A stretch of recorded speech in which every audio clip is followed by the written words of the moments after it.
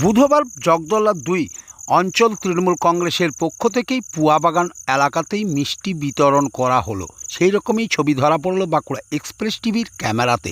২০১১ সালে রাজ্যে তৃণমূল কংগ্রেস ক্ষমতায় আসেন। ২০১৪তে বাঁকুড়া লোকসভা কেন্দ্রে জয়লাভ করে তৃণমূল কংগ্রেস।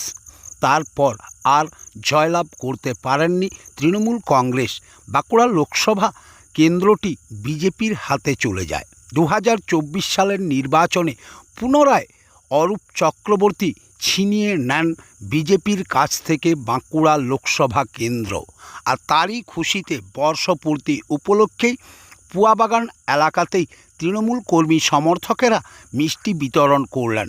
এই কর্মসূচিতেই অংশগ্রহণ করলেন তৃণমূলের জেলা কমিটির সদস্য মধুসূদন ডাঙ্গর, জগদলদা ২ গ্রাম পঞ্চায়েতের প্রধান, উপপ্রধান ছাড়াও এলাকার সমস্ত তৃণমূল কর্মী সমর্থকেরা। বাঁকুড়া এক্সপ্রেস টিভির মুখোমুখি হয়ে এ বিষয়ে কথা বলেন মধুসূদন ডাঙ্গর। তিনি জানান তাদের জননেতা সাধারণ মানুষকে মনে রেখেছেন, আর সেই খুশিতেই তাদের আজ এই মিষ্টি বিতরণ।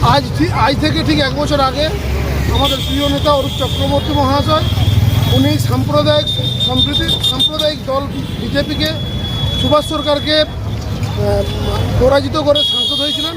তার আনন্দে আমরা আমাদের জগদলদা ২ তৃণমূল কংগ্রেসের কর্মীরা আনন্দে মেতেছি, এবং তিনিও এই সকালে আমাদের খবর দিয়েছেন।